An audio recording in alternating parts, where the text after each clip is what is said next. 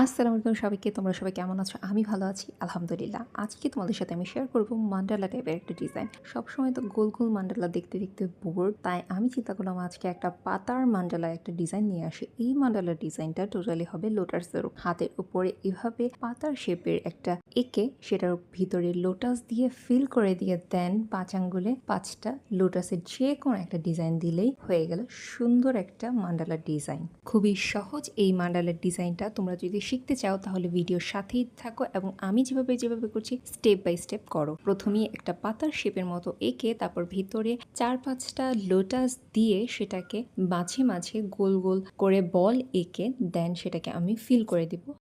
আমি চেষ্টা করি প্রথমে ভেতরের কাজগুলো করে পরে ফিল করার, এতে করে মেসি হওয়ার সম্ভাবনা কম থাকে। আর যে কোনো লিকুইড মেহেদি ইউজ করলেও সেটা একটার সাথে একটা লেগে যায় না। এরপর আমি সাইডে একটা বর্ডার টেনে নিব, একটা না ঠিক দুটার বর্ডার টেনে নিব। এরপর সাইডে আমি কিছু হার্মস দিয়ে দেন ডট দিয়ে দিব। এই তো হয়ে গেল একটা সুন্দর সহজ একটি মান্ডালা ডিজাইন। তোমরা যদি চাও এরকম ভিডিও আমি আরও আনি তাহলে কমেন্ট করে জানাতে ভুলবে না।